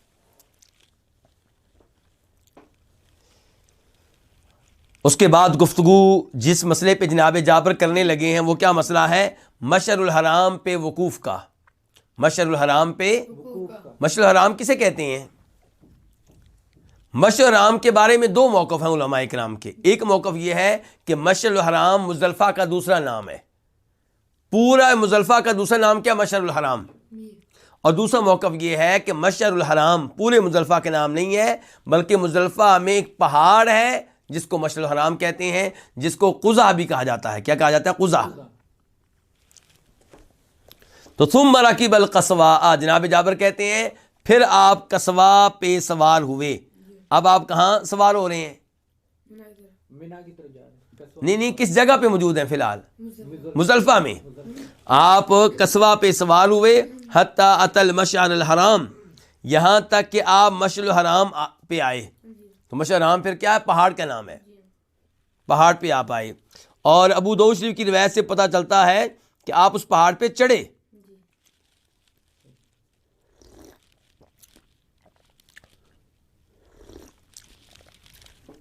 شیخ البانی رحمہ اللہ نے یہی موقف اپنایا ہے کہ مشعر الحرام پہاڑ کا نام ہے۔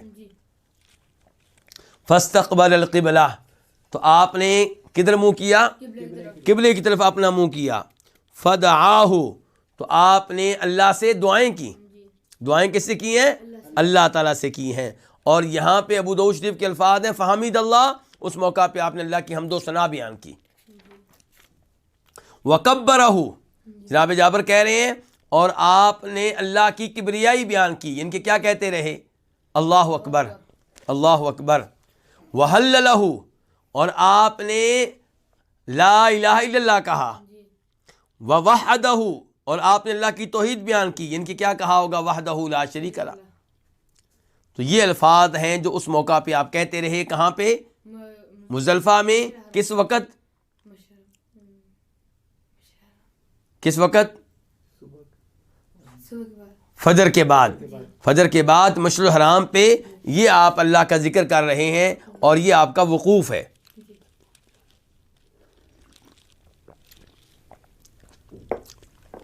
فلم یزل واقفا حتی اسفر جدا، آپ وقوف کرتے رہے یہاں تک کہ فجر خوب روشن ہو گئی،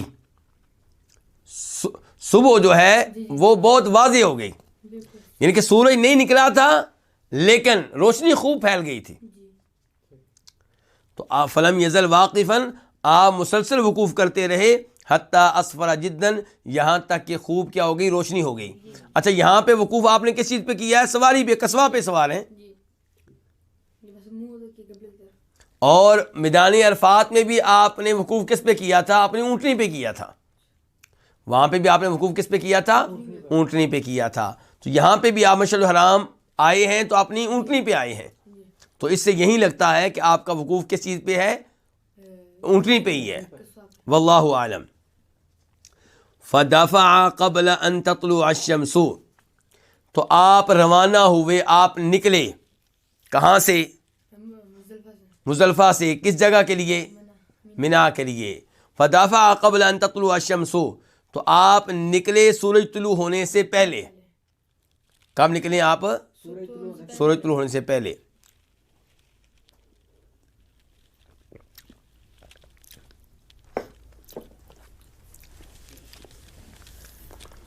اور یہاں پہ ابو داؤد شریف کے الفاظ ہیں، جناب جابر کی حدیث جو ابو داؤد میں آئی ہے، وہاں پہ الفاظ ہیں کہ آپ سورج طلوع ہونے سے پہلے نکلے، وعلیہ السکینہ، آرام سے، سکون سے، اطمینان سے. وَأَرْدَفَ الْفَضْلَ بْنَ عباس، اور آپ نے اپنے پیچھے بٹھا لیا کس کو؟ فضل بن عباس کو. یعنی کہ میدان عرفات سے مزدلفہ کے سفر میں آپ کے پیچھے کون تھے؟ اسامہ بن زید. اور آپ مزدلفہ سے منا جانے لگے تو آپ کے پیچھے کون ہے؟ فضل بن عباس، آپ کے چچا کے بیٹے فضل بن عباس. وَكَانَ رَجُلًا حَسَنَ الشَّعْرِ أَبْيَضَ وَسِيمًا. جناب جابر کہتے ہیں فضل بن عباس کا تعارف کراتے ہوئے کہ فضل بن عباس خوبصورت بالوں والے تھے، خوبصورت بالوں والے تھے. ابیض، سفید رنگ کے تھے، گولے چٹے. وسیمن، خوش شکل، ان کے بڑے حسین و جمیل تھے. کون؟ فضل بن عباس. فلما دفع رسول اللہ صلی اللہ علیہ وسلم، تو جب نبی علیہ الصلوۃ والسلام نکلے، کہاں سے نکلے ہیں؟ مزدلفہ سے. جا کہاں رہے ہیں؟ منا. مرت به ضعن یجرینا، تو آپ کے پاس سے ایسی عورتیں گزریں جو اونٹوں پہ سوار تھیں، یجرینا، اور وہ اپنے اونٹوں کو تیز تیز چلا رہی تھیں. ایسی عورتیں آپ کے پاس سے گزریں.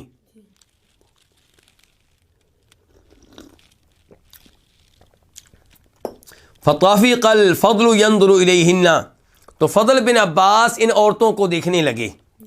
فضل بن عباس ان عورتوں کو دیکھنے لگے. فوضع رسول اللہ صلی اللہ علیہ وسلم یدہ علی وجہ الفضل، تو نبی علیہ الصلوۃ والسلام نے اپنا ہاتھ فضل بن عباس کے چہرے پہ رکھ دیا، مثال کے طور پہ اس طرح، تاکہ فضل بن عباس ان عورتوں کو نہ دیکھیں. اس سے کیا پتہ چلا کہ گھر کے سربراہ کو چاہیے کہ اپنے بچوں کو بتائے کہ غیر عورتوں کی طرف دیکھنا جائز نہیں ہے. تو حرام و حلال کے بارے میں گھر کے سربراہ نے اپنے بچوں کو بتانا ہے، اور صرف بتانا نہیں ہے، عملی طور پہ اس کی تربیت دینی ہے. اب آپ یہاں پہ فضل بن عباس کو منہ سے نہیں کہہ رہے، بلکہ باقاعدہ روک رہے ہیں کہ آپ ان کے چہرے کے سامنے ہاتھ رکھ رہے ہیں اپنا. تو یہاں پہ دیکھیے، اور آپ جانتے ہیں کہ حج کے دوران عورتیں جب مزدلفہ سے نکل رہی ہیں تو وہ حالت احرام میں ہیں یا نہیں؟ حالت احرام میں ہیں. اور حالت احرام میں عورت کو برقع لینے کی اجازت نہیں ہے، نقاب لینے کی اجازت. اور نقاب سے مراد میں نے پہلے بھی بتایا تھا، نقاب سے مراد وہ کپڑا ہے جو چہرے کے پردے کے لیے مخصوص ہوتا ہے، چہرے کے سائز کے مطابق جو چہرے کے پردے کے لیے بنایا گیا ہوتا ہے، تو وہ نہیں لینا. لیکن جب غیر مرد سامنے آئیں گے تو کسی بھی کھلی چادر سے عورتیں پردہ کریں گی، جیسا کہ جناب عائشہ ام المؤمنین فرماتی ہیں کہ عورت جو ہے اپنی چادر کو اپنے سر کے اوپر سے لٹکا لے گی اور چہرے کا پردہ کرے گی.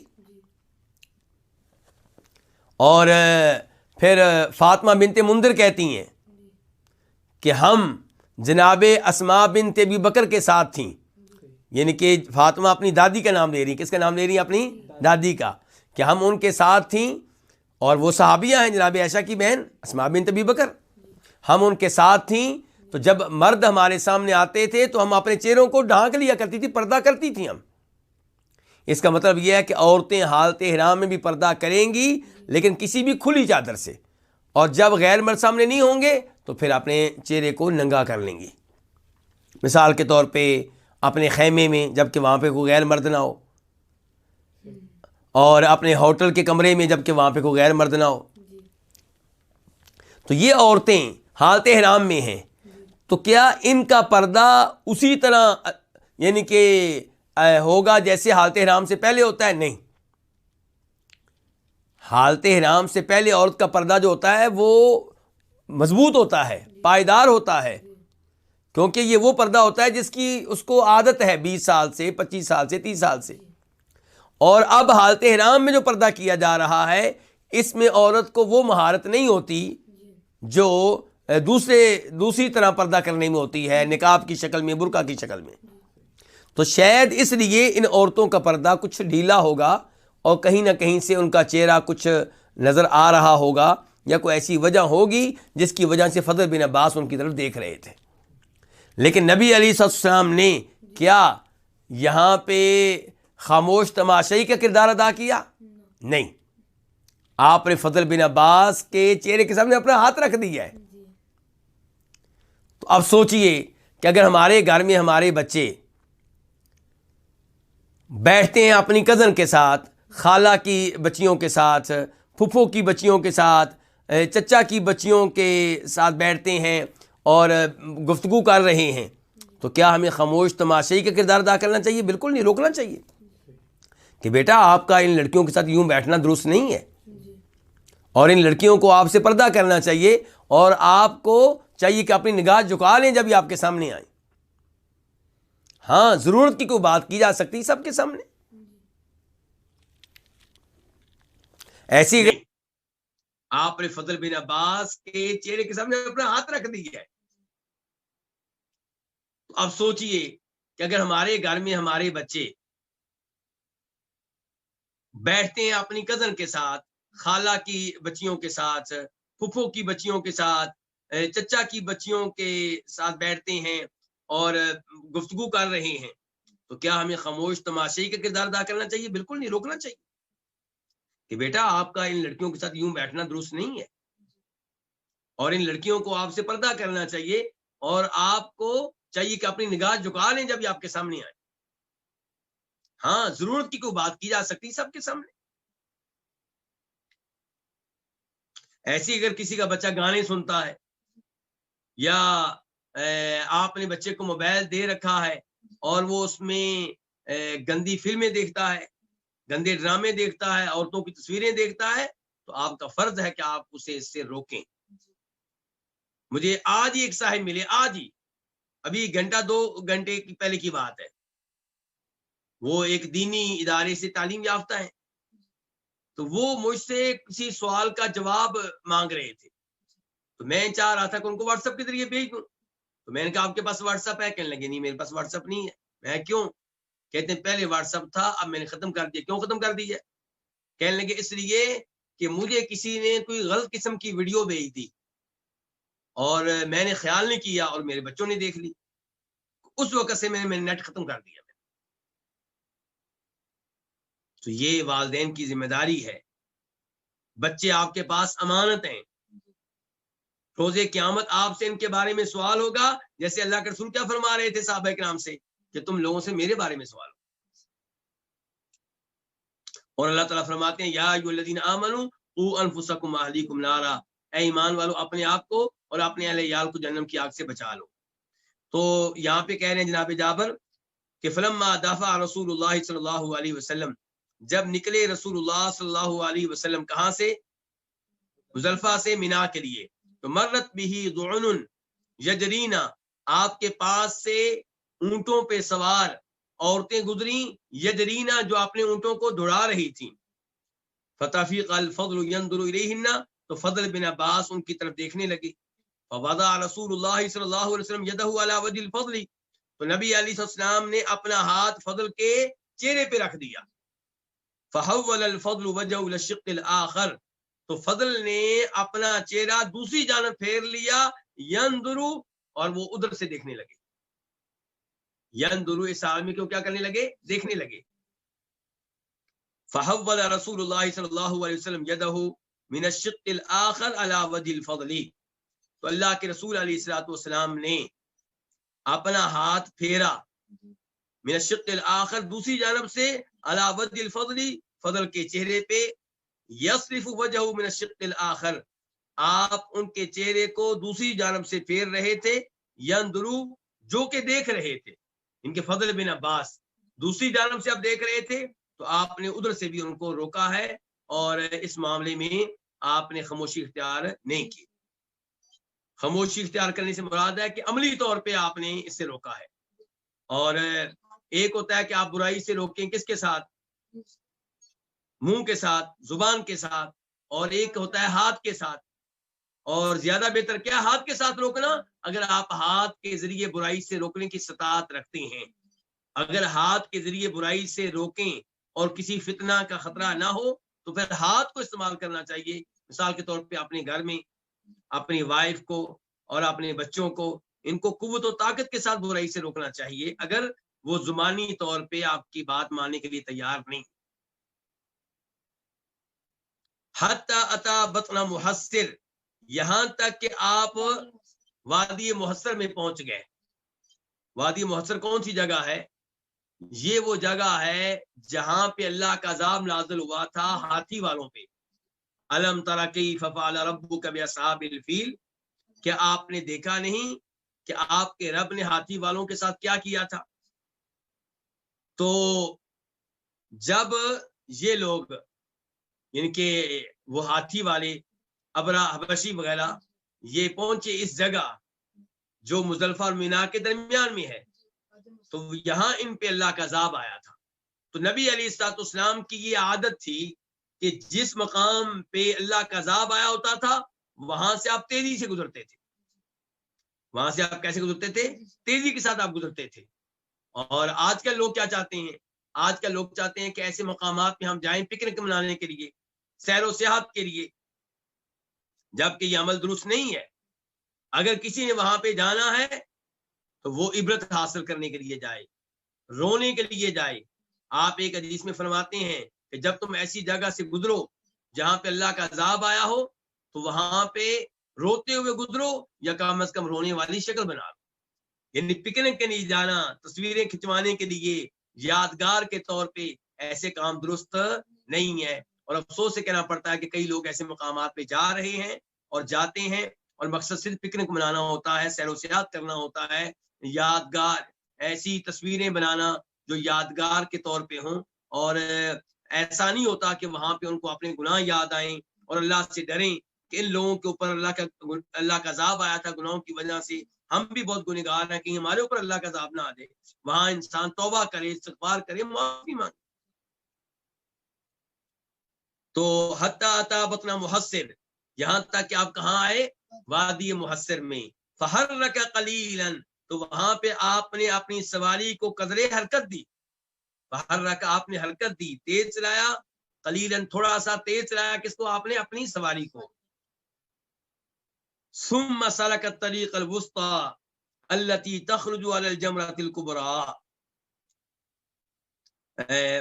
یہاں تھوڑا سا وادی محصر کے بارے میں یہ بتانا چاہوں گا کہ امام ابن القیم کا موقف یہ ہے کہ وادی محصر نہ مزدلفہ میں سے ہے نہ مینا میں سے ہے. یہ مزدلفہ اور مینا کے بیچ میں ایک علاقہ ہے، چھوٹا سا مختصر سا. لیکن شیخ البانی رحمہ اللہ نے وعدے کیا ہے کہ صحیح بات یہ ہے کہ یہ جگہ حصہ ہے کس کا؟ مینا کا. کس کا حصہ ہے؟ مینا کا. اور اس معاملے میں انہوں نے استدلال کیا ہے مسلم شریف کی حدیث سے، اور شیخ البانی کا موقف بھی یہاں پہ مضبوط نظر آتا ہے کہ یہ جگہ مینا کا کیا ہے؟ حصہ ہے.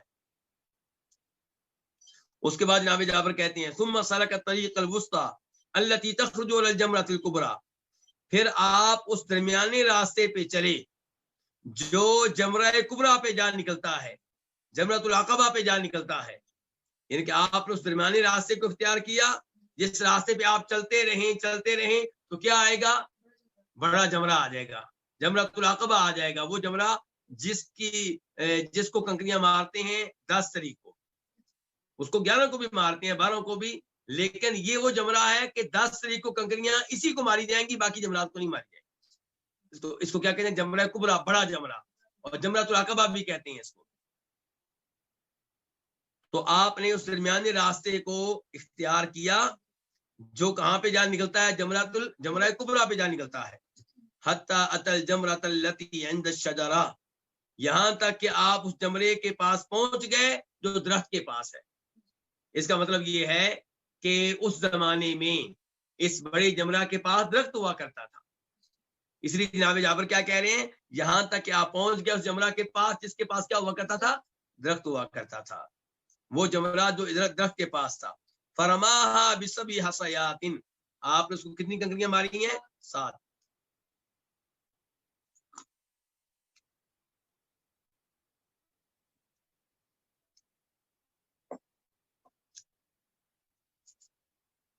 یکبر مع کل حصاۃ منہا، آپ نے اسے 7 کنکریاں ماری ہیں، اور ہر کنکری کے ساتھ آپ کیا کہتے تھے؟ اللہ اکبر. یکبرو، آپ اللہ اکبر کہتے تھے، مع کل حصاۃ، ہر کنکری کے ساتھ، منہا، ان 7 کنکریوں میں سے ہر کنکری کی مارتے ہوئے آپ کیا کہتے تھے؟ اللہ اکبر کہتے تھے. اب سوال پیدا ہوتا ہے کنکریاں کیسی تھیں؟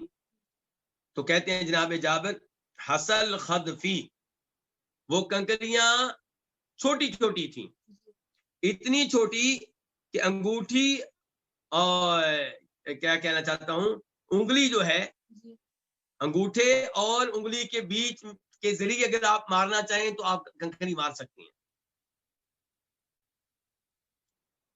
چھوٹی سی کنکری، یعنی کہ ایسا نہیں ہے کہ بڑا کنکر ہو، نہیں، چھوٹی سی کنکری، اور کچھ روایات سے پتہ چلتا ہے کہ چنے کے دانے کے برابر. تو آپ نے ایسی کنکریاں جو ہیں وہ ماری ہیں جمرے کو. یہ وضاحت کیوں کی جا رہی ہے؟ کیونکہ یہ معاملہ ہلکا نہیں ہے. ہمارے حاجی اس کو ہلکا لیتے ہیں، وہ جب جمرے کو کنکریاں مارتے ہیں تو سمجھتے ہیں کہ ہمارے سامنے شیطان ہے، کہتے ہیں اسی شیطان نے ہم سے کئی گناہ کروائے ہیں تو آج ہم اس سے بدلہ لیں گے.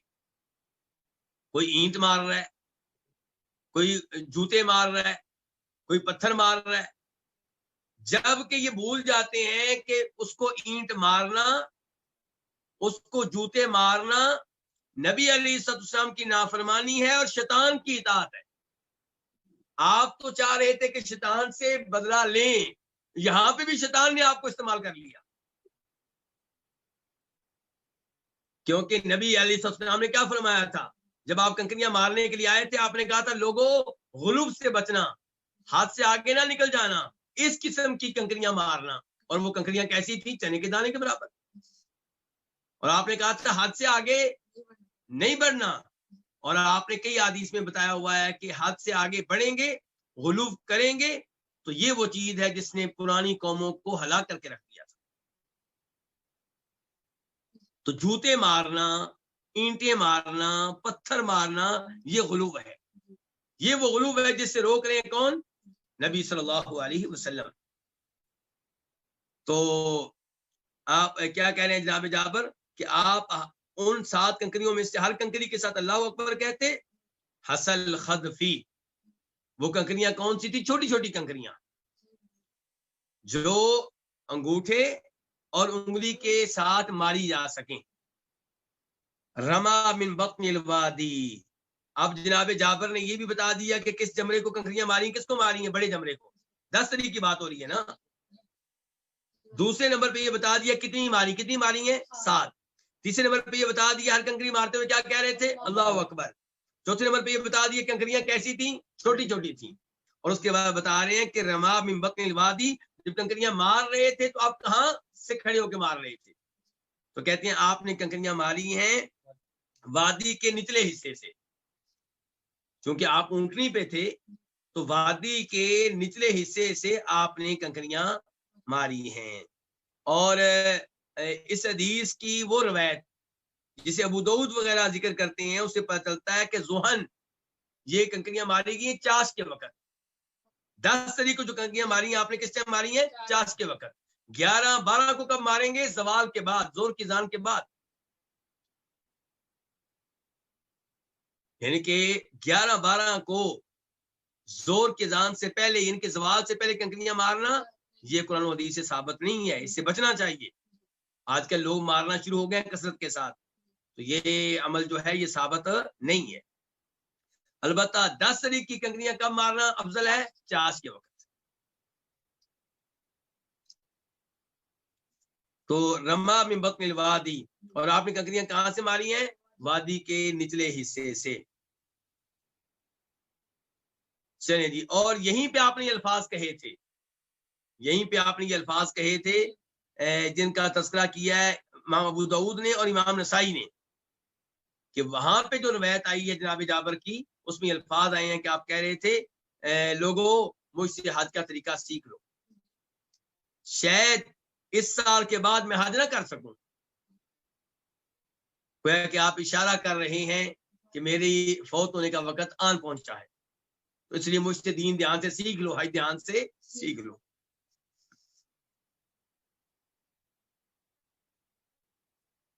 اس کے بعد ثم انصرف الی المنحر، پھر آپ کدھر آئے ہیں؟ منہر کی طرف. منہر کس کو کہتے ہیں؟ نہر کرنے کی جگہ، اونٹوں کو ذبح کرنے کی جگہ. ایک ہوتا ہے ذبح کرنا، ایک ہوتا ہے نہر کرنا. نہر کا لفظ کبھی کبھی ذبح کرنے پہ بھی استعمال کر لیتے ہیں، لیکن نہر کا جو بنیادی معنی ہوتا ہے وہ کیا ہے کہ اونٹ کو کھڑا کیا جائے اور اس کی ایک ٹانگ جو ہے وہ باندھ لی جائے، 3 ٹانگوں پہ کھڑا ہو، اور آپ اس کی گردن کے نیچے جو گڑا ہے وہاں پہ نیزہ مارے، جس سے کیا ہوگا؟ خون نکلے گا اور پھر وہ خود ہی گر پڑے گا. تو یہ ہے نہر کرنا. ثم انصرف الی المنحر، تو پھر آپ منہر کی طرف آئے، نہر کرنے والی جگہ کی طرف آئے. فنہر 63 بیدہ، آپ نے اپنے ہاتھ سے کتنے اونٹ نہر کیے ہیں؟ 63. آج ہم ایک بکرا بھی صحیح معنوں میں ذبح نہیں کر سکتے. اچھے بھلے علماء کرام کو بکرا ذبح کرنا پڑ جائے تو اس کے لیے کئی لوگوں سے مدد لینا پڑتی ہے. اور یہاں پہ دیکھیے نبی علیہ السلام نے بذات خود 63 اونٹ اپنے ہاتھ سے نہر کیے ہیں. اس سے پتا چلا کہ نبی علیہ السلام خیر کے ہر میدان میں سب سے آگے. یعنی کہ ایک طرف آپ یہ دیکھیں کہ جود و سخا دیکھیں، اللہ کی راہ میں خرچ کرنا دیکھیں تو 100 اونٹ آپ نے نہر کیے ہیں، اور دوسری طرف یہ دیکھیں کہ 100 اونٹ میں سے 63 اپنے ہاتھ سے نہر کیے ہیں آپ نے. تو آپ نے 63 اونٹ اپنے ہاتھ سے نہر کیے. ثم اعطى عليا، پھر آپ نے جناب علی کو دے دیا. کیا دے دیا؟ نیزہ. کیا دے دیا؟ نیزہ. فنہر ما غبر، تو انہوں نے جو باقی رہ گئے تھے وہ نہر کیے. تو کتنے باقی رہ گئے تھے؟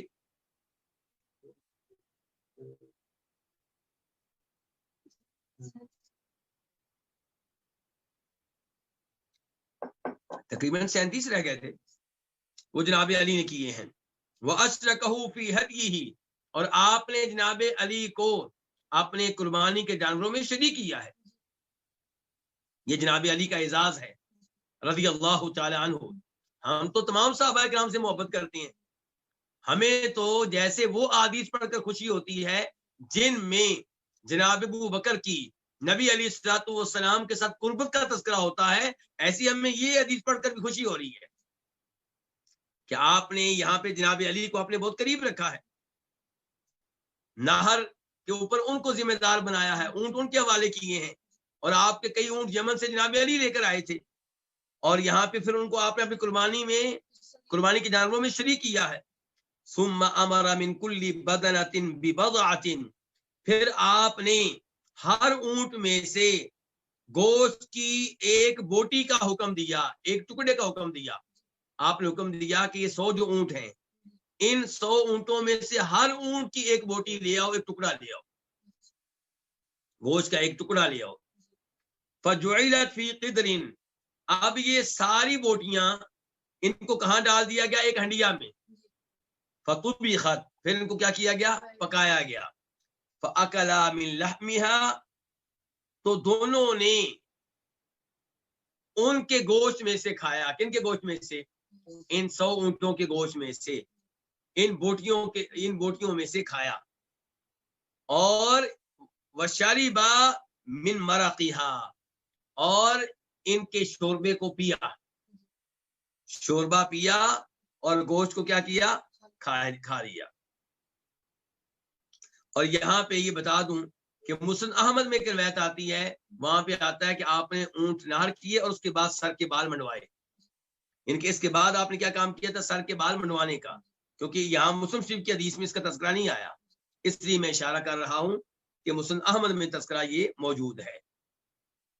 ثم رکب رسول اللہ صلی اللہ علیہ وسلم، پھر نبی علیہ السلام سوار ہوئے. فافاض الی البیت، تو آپ لوٹ کر آئے کہاں؟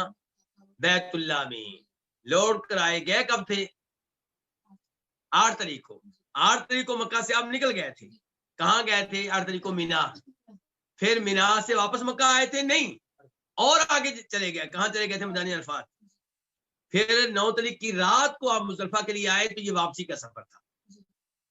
پھر مزدلفہ سے مینا آئے تو یہ بھی واپسی کا سفر تھا. پھر آپ مینا سے مکہ آئے تو یہ بھی واپسی کا سفر ہے. تو کیا کہہ رہے ہیں؟ ثم رکب رسول اللہ صلی اللہ علیہ وسلم فافاض الی البیت، پھر آپ سوار ہوئے اپنی اٹھنی پہ تو آپ بیت اللہ کی طرف واپس آئے. یعنی کہ آپ نے وہاں پہ آ کے کیا کیا؟ طواف افاضہ کیا. طواف افاضہ کیا. 10 تاریخ کا یہ طواف جو حج کا رکن ہے، اس کے بغیر حج نہیں ہے. اور اس کو طواف افاضہ بھی کہتے ہیں، طواف زیارت بھی کہتے ہیں، طواف رکن بھی کہتے ہیں. فصلی بمکہ الظہر، تو آپ نے مکہ میں ظہر کی نماز پڑھائی. کہاں پڑھائی آپ نے؟ مکہ میں. کون کہہ رہے ہیں؟ جناب جابر. اور یہی کہتی ہیں جناب عائشہ. لیکن جناب عبداللہ بن عمر کیا کہتے ہیں کہ آپ نے اس دن ظہر کی نماز کہاں پڑھائی تھی؟ مینا میں. اور اس پہ ہم پہلے گفتگو کر چکے ہیں کہ وہ آدمی جس کے دل میں احادیث کا تقدس نہیں ہوگا، احادیث کا احترام نہیں ہوگا، وہ کیا کہے گا؟ لو جی احادیث میں تضاد ہے، احادیث میں ٹکراؤ ہے. جب کہ وہ آدمی جس کو پتا ہے کہ نبی علیہ السلام کی بات غلط نہیں کہہ سکتے، کوئی کام غلط نہیں کرتے، اور جس کو صحابہ کرام پہ بھی یقین ہے کہ وہ غلط کوئی بات آپ کی طرف منسوب نہیں کرتے، ہمیشہ احادیث کے معاملے میں سچ بولتے ہیں، تو پھر وہ کیا کہے گا؟ وہ کہے گا ان 2 حدیثوں کو جمع کرنا چاہیے. نہ ہم اس کو غلط کہتے ہیں، نہ ہم اس کو غلط کہتے ہیں، تو جمع پھر کیسے کریں گے کہ آپ نے ظہر کی نماز مکہ میں لوگوں کو پڑھائی، اور جب مینا میں آئے تو مینا میں جو لوگ موجود تھے ان کو بھی آپ نے ظہر کی نماز پڑھائی. اور ایسا حدیث سے ثابت ہے ایک نماز 2 دفعہ پڑھنا. اور اس کی بہترین مثال کون ہے؟ جناب معاذ بن جبل، کہ وہ نماز عشاء نبی علیہ السلام کے ساتھ ادا کرتے آپ کی امامت میں، اور پھر اپنی قوم کو جا کے یہ نماز پڑھایا کرتے تھے. ایک نماز کتنی دفعہ ادا کی انہوں نے؟ 2 مرتبہ ادا کی. تو فصلی بمکہ الظہر، تو آپ نے مکہ میں ظہر کی نماز ادا کی. کون کہہ رہے ہیں؟ جناب جابر. فاتا بنی عبد المطلب، تو پھر آپ کن کے پاس آئے؟ عبد المطلب کے بیٹوں کے پاس آئے. یسقون علی زمزم، زمزم، اس حال میں کہ وہ زمزم پہ لوگوں کو پانی پلا رہے تھے. کہ زمزم کے کنویں پہ وہ کھڑے تھے اور لوگوں کو پانی پلا رہے تھے. کون؟ عبد المطلب کے بیٹے، مراد ہے جناب عباس اور ان کے صاحبزادے. فقال، تو آپ نے کہا انزعوا بنی عبد المطلب، اے عبد المطلب کے بیٹو کنویں سے پانی نکالو.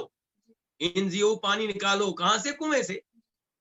فلولا ان یغلبکم الناس علی سقایتکم لنزعت معکم، اگر مجھے اس بات کا خوف نہ ہو کہ لوگ تم پہ غالب آ جائیں گے تمہارے پانی پلانے کے معاملے میں، تو میں بھی تمہارے ساتھ ڈول کو کھینچوں، میں بھی تمہارے ساتھ مل کر کنویں سے پانی نکالوں. یعنی کہ تم جو کام کر رہے ہو بڑا عظیم کام ہے، اتنا عظیم کام ہے کہ میرا دل چاہتا ہے کہ میں بھی یہ کام کروں، لیکن میں یہ کام نہیں کروں گا کیونکہ اگر میں نے یہ کام کیا تو لوگ اس کو سنت بنا لیں گے اور پھر یہ کام تمہارے ہاتھ میں نہیں رہے گا، یہ اعزاز تمہارے ہاتھ میں نہیں رہے گا. ہر آدمی خود پانی نکالنے کی کوشش کرے گا، دوسروں کو بھی پلائے گا. تو آپ کہہ رہے ہیں فلولا، اگر مجھے اس بات کا خطرہ نہ ہو کہ یغلبکم الناس، کہ لوگ تمہارے اوپر کیا کریں گے، غالب آ جائیں گے، لنزعت معکم، تو میں بھی تمہارے ساتھ مل کر تم میں سے پانی نکالوں. فناولوہ دلوا، انہوں نے آپ کو کیا دیا، ایک ڈول دیا. فشرب منہ، تو آپ نے اس ڈول میں سے پانی پیا. تو یہ ہے جی حدیث جابر جو اپنے اختتام کو پہنچی، اور اس سے ہم نے بہت سے احکام و مسائل سیکھے، بہت سے دین کے مسائل کا علم ہوا. تو آج ہم یہیں پہ اکتفا کرتے ہیں، اور انشاءاللہ یہ سلسلہ جاری و ساری رہے گا. حدیث نمبر 831 جو ہے اس کا آغاز آئندہ درس سے کریں گے. حدیث جابر کو 3 حصوں میں تقسیم کیا ہے، اور میں نے گزارش کی ہے کہ حدیث جابر اس سے کہیں زیادہ طویل ہو سکتی ہے، کیونکہ اس حدیث کے کئی ٹکڑے اور کتابوں میں بھی موجود ہیں، بلکہ خود مسلم شریف میں بھی. یعنی کہ آپ دیکھیں امام مسلم نے یہ حدیث ایک جگہ پہ نقل کر دی ہے، لیکن جناب جابر کی اس حدیث کے کئی ٹکڑے مسلم شریف میں اور مقامات بھی موجود ہیں. شیخ البانی رحمہ اللہ نے یہی کام کیا ہے کہ انہوں نے ایک کتاب میں یہ سارے ٹکڑے جمع کر دیے ہیں، مسلم شریف کے بھی سارے اور جو دیگر کتب میں آئے ہیں وہ بھی سارے. تو وہ جب آپ حدیث پڑھیں گے تو آپ کو مزید کئی احکام و مسائل معلوم ہوں گے، اور حد کے بارے میں مزید کئی باتیں آپ کو جاننے کا موقع ملے گا. اللہ رب العزت سے دعا ہے کہ اللہ تعالی ہمیں قرآن و حدیث کا علم ذوق و شوق سے، پیار و محبت سے حاصل کرنے کی توفیق دے، اور اللہ تعالی ہمیں اس معاملے میں استقامت دے. ورنہ ہوتا یہ ہے کہ ہم ایک دن علم لیتے ہیں، 2 دن لیتے ہیں، ایک درس میں بیٹھتے ہیں، 2 درس میں بیٹھتے ہیں، ایک دورے میں شریک ہوتے ہیں، اور اس کے بعد پھر ہم ہمت ہار جاتے ہیں، واپس پلٹنا شروع ہو جاتے ہیں. یہ شیطان کے حملے ہوتے ہیں. شیطان کی کوشش یہ ہے کہ انسان قرآن نہ پڑھ سکے، شیطان کی کوشش ہے کہ انسان احادیث نہ پڑھ سکے. اس کے حملے جاری رہتے ہیں. لیکن وَإِمَّا يَنزَغَنَّكَ مِنَ الشَّيْطَانِ نَزْغٌ فَاسْتَعِذْ بِاللَّهِ، جب بھی شیطان ایسا حملہ کرے تو آپ اعوذ باللہ من الشیطان الرجیم پڑھ کے اپنی بائیں جانب پھونکا کریں، اور اللہ سے درخواست کیا کریں کہ یا اللہ شیطان کے ان حملوں سے مجھے بچا، اور پوری